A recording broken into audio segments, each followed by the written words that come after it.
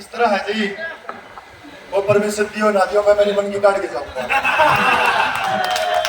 मैंने बीजेपी में जाड़ के किसी परमिशन ली थी, तो फिर यह परमिशन भी चाहिए जाएगी आजाद।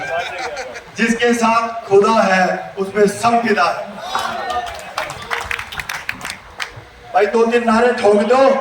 जो चुनाव जो थोड़ा बहुत बच रहा है ना घमंडी आदमी का, घमंड में गया है चुनाव, और यहाँ तो गया था।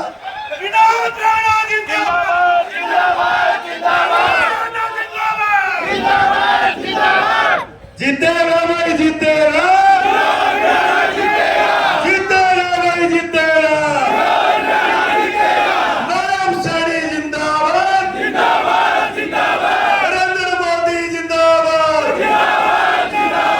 आज हमारे बीच में भारतीय जनता पार्टी के बहुत ही लोकप्रिय प्रत्याशी हमारे बड़े भाई विनोद भ्याणा जी, सम्मानित मंच, क्योंकि एक का नाम लेंगे तो सारे बराबर है, चाचे ताऊ सारे।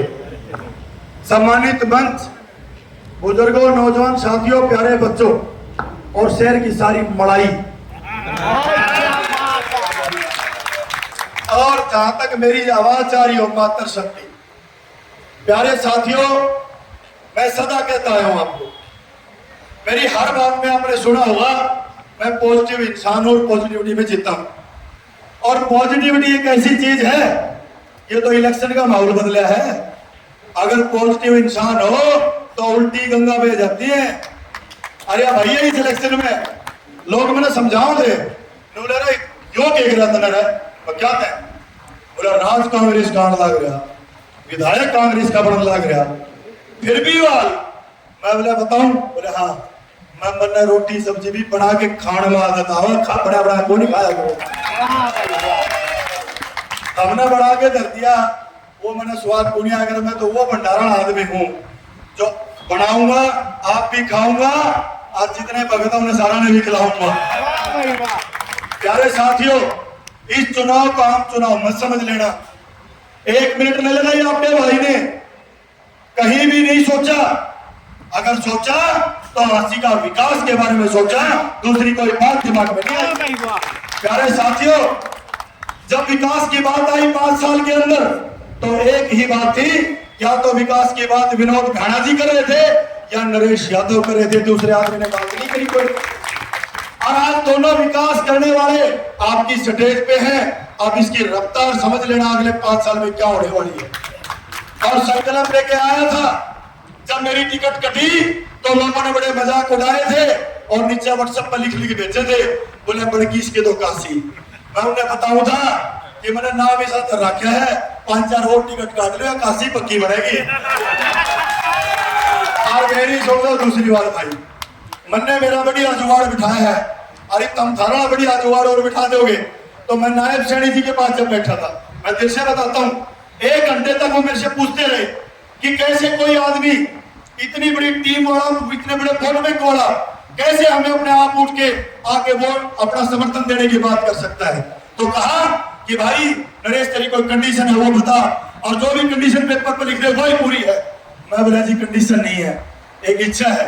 बोला बताओ। मैं बोला भ्याणा साहब को विधायक तो हम बना के भेज देंगे, लेकिन हर बार हमारा हांसी का विधायक विधायक नहीं रहना चाहिए।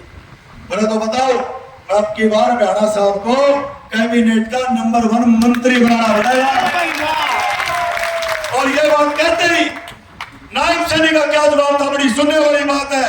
नरेश भाई, आज आप जाके भारतीय जनता पार्टी का और भ्याणा साहब का प्रचार शुरू करना, और आज के प्रचार से लेकर इलेक्शन तक हर सभा में बोल के आना, आपकी जबान को वापस नहीं जाने दूंगा।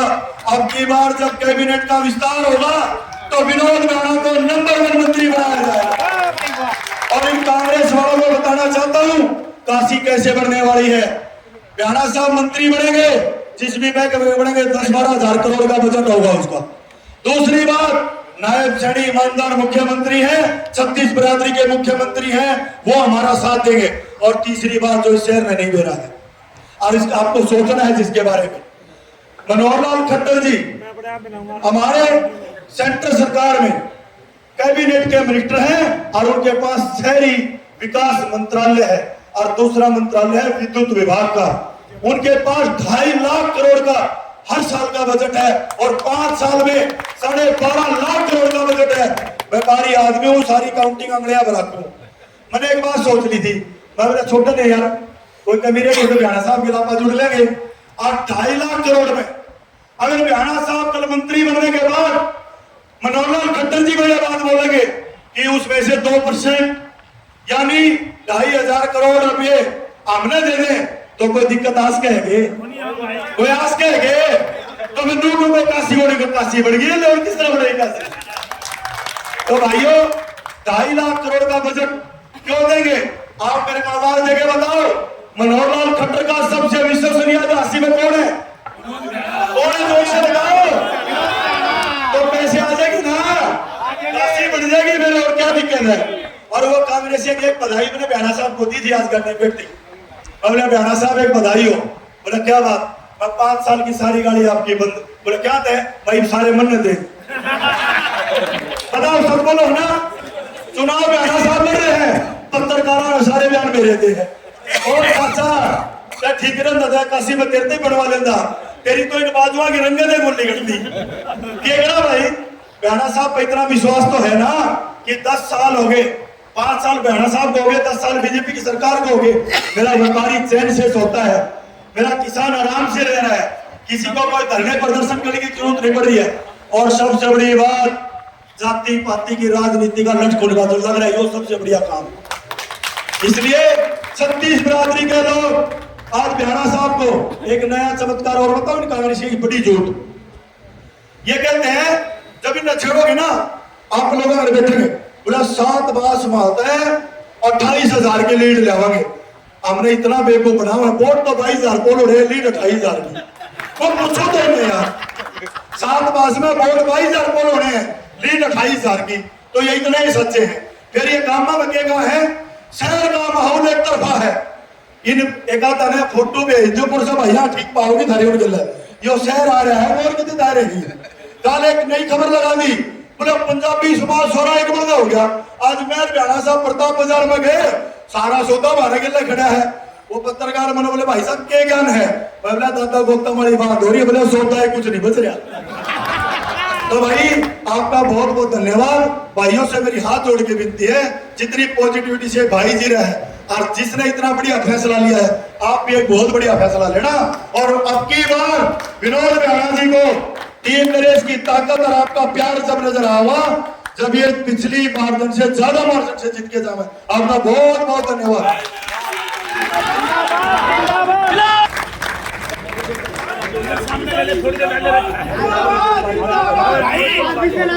सबसे सोना लग रहा है भाई, डाली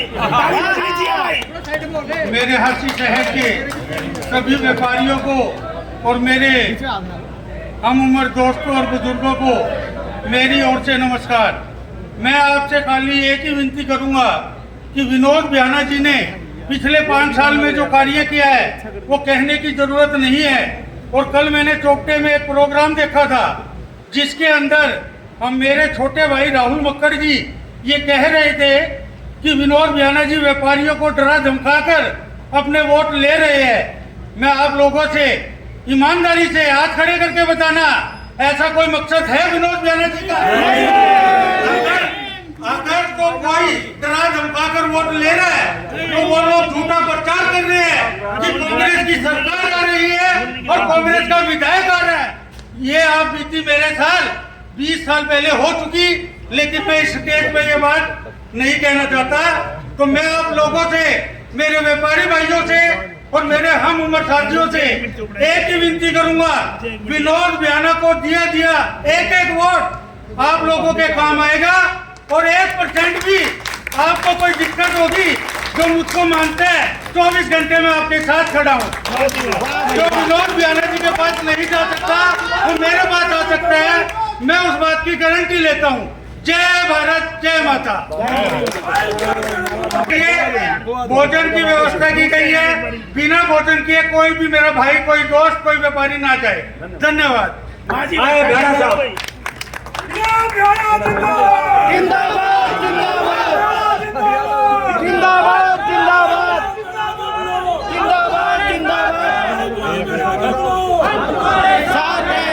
भारत माता की, भारत माता की।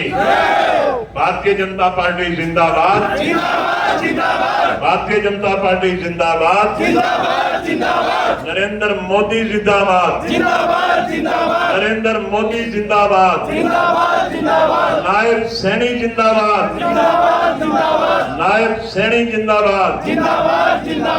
जय श्री राम, जय जय श्री राम।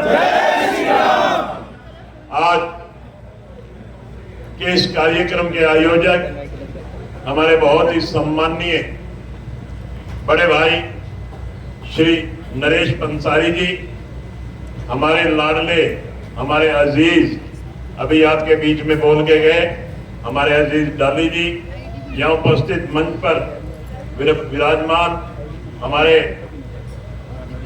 नरेश यादव जी, जिन्होंने भारतीय जनता पार्टी में शामिल होकर के पार्टी को और विशेष तौर पे मुझे एक बल देने का प्रयास किया।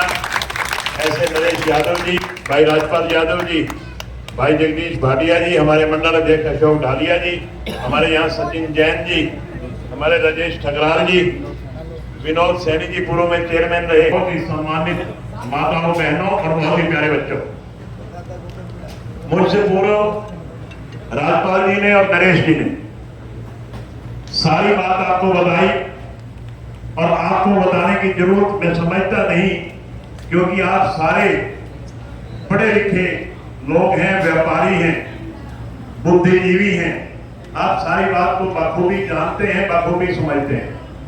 सही मायने में तो हमने एक विधायक चुन करके झांसी विधानसभा क्षेत्र से हरियाणा की विधानसभा में भेजना है, मगर मैं समझता हूं ये चुनाव केवल और केवल एक विधायक का ना होकर के ये चुनाव एक सरकार का चुनाव बन गया। यहाँ हमारे पास दो विकल्प हैं, एक तो भारतीय जनता पार्टी है और एक कांग्रेस पार्टी है। भारतीय जनता पार्टी ने आपके इस भाई को चुनावी मैदान में उतारा है और कांग्रेस पार्टी ने राहुल मक्कड़ को, हमारे अजीज को, चुनावी मैदान में उतारा है। साथियों, यहां दो बातें आती हैं, भारतीय जनता पार्टी और कांग्रेस पार्टी में आपने फर्क देखना है कि कौन सी पार्टी अच्छी, और उसके साथ साथ एक फर्क यह भी देखना है कि दोनों कैंडिडेट में से कैंडिडेट कौन सा बढ़िया। मैं मेरा विचार दूंगा, उस विचार पे आप मंथन जरूर करना, गौर जरूर करना। अगर मेरी बात सही लगे तो मेरी बात पे मोहर लगा देना, अगर मेरी बात सही ना लगे तो जो आपका फैसला है, जो फैसला हो आपका, उस फैसले पे मोहर लगा देना। साथियों, 2014 से पहले इस देश और प्रदेश में कांग्रेस पार्टी की सरकार थी। हरियाणा प्रदेश में भूपेंद्र सिंह हुड्डा मुख्यमंत्री थे और केवल जातिवाद की राजनीति होती थी, ना केवल जातिवाद की, परिवारवाद की, इलाकावाद की। मैं याद दिलाना चाहता हूं आपको, कोई भी विकास के कार्य होते थे, जितना स्टेट का फंड होता था, जितना राजस्व आता था, उसका 50% पैसा केवल और केवल रोहतक में लगता था। रिकॉर्ड की बात है, इसमें रिकॉर्ड करता हूं कि जितनी वोटों से बिना नेता जी चाहते हैं उससे